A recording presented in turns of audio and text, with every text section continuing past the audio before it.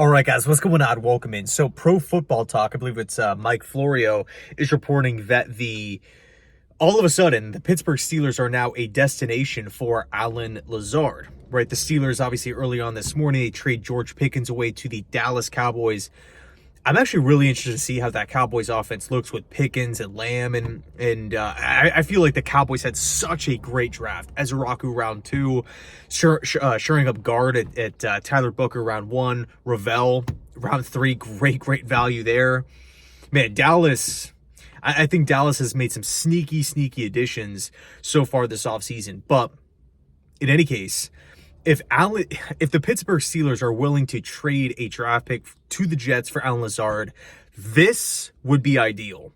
This would be ideal, right? And of course, the logic behind it is, the whole Aaron Rodgers thing, right? We all know Aaron Rodgers wants to play with his buddies. Lazard is one of Rodgers' guys. So if Rodgers ends up, signing with the Steelers, chances are he's going to, want to play with, again, with his guys, and Lazard, would check that box. So again, if the Steelers are down to give the Jets something, it could be a day 3 pick, whatever, I'm totally fine with that. Totally fine. Again, that would be ideal. The question now becomes, of course, living in this hypothetical where Lazard would get dealt to Pittsburgh, the wide receiver room is not that great. Right, it's just pretty thin. We have Garrett Wilson, and we also have a bunch of question marks, right? Tyler Johnson, what can he show year 1 with the Jets? Malachi Corley, will he take a step in year 2? Aryan Smith, newcomer, great. I'm excited about the upside. His speed, his ability to stretch the field, take the safeties, just rip them off the top of the defense. But he's still a question mark because we simply haven't seen him play any NFL games. We just don't know how he looks right now. And it's totally fair to say that Aryan Smith is a question mark. So Lazard right now is kind of penciled into, that boundary receiver opposite of Garrett Wilson. But if he's gone, it just makes a bigger need. So what would be the possible replacement? One, or actually a few names that I continue to see: Amari Cooper, Keenan Allen.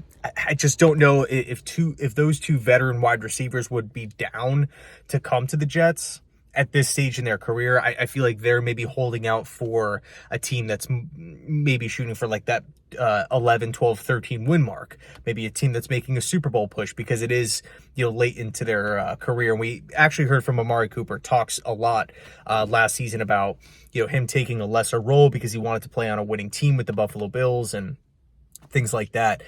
So, although I would be pretty excited if the Jets signed either of those two guys, I just feel like it's unlikely at this point. Again, if I'm putting myself in those players' shoes.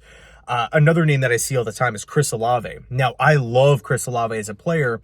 Yes, there are some injury concerns, but one thing that we do have to factor in with Olave, we'd have to trade up trade a sweet asset to go out and get him. It's not like the Saints are going to flip him for a 6th round pick.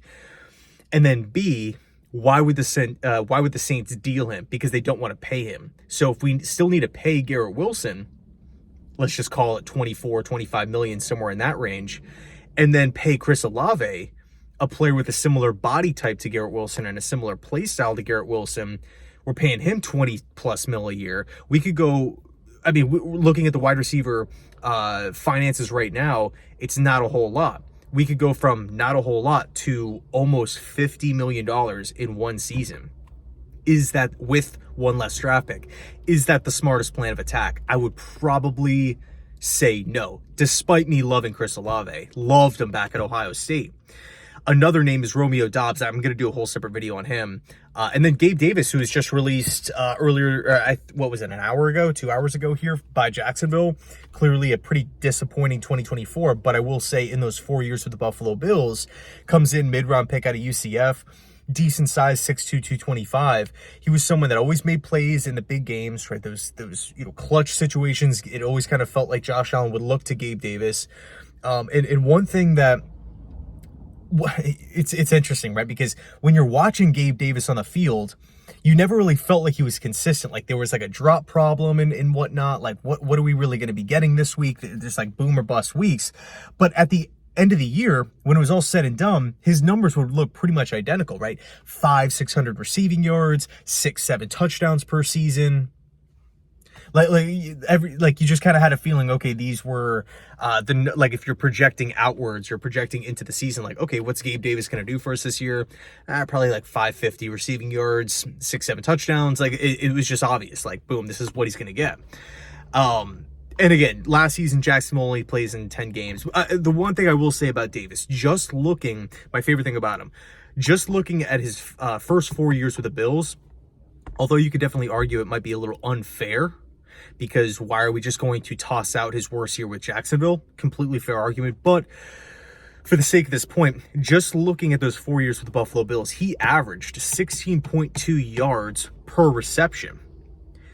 Why is that relevant? That's like top 10 in football.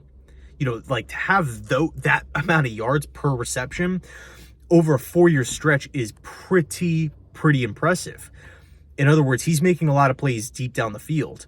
Now you can definitely argue, okay, well, how much of that is Josh Allen running around, buying time, and then just launching it deep to Gabe Davis? For sure, totally valid argument. But over those 4 years, consistent numbers, consistent catches, consistent yards, consistent touchdowns, and consistent yards per reception. If Gabe Davis is out there, I think, and by the way, with or without Lazard, I think the Jets should at least inquire about the Gabe Davis thing, because he's still a young player. If they feel like they can upgrade on a cheap 1 year, $4-5 million deal, plus maybe some incentives, and this guy can come in and give you 45 to 50 catches, that to me is, a solid addition for a thin wide receiver room. It's a buy low option. Low risk, high reward. If he doesn't work out, okay, the Jets still need a wide receiver. We're in the same boat that we are in today. But again, going back to the start of this, if the Jets could potentially flip Lazard for something, that would be ideal. That would be ideal for me personally. So yeah, let me know your thoughts down below. Thanks so much for watching. I appreciate you guys. And as always, go Jets.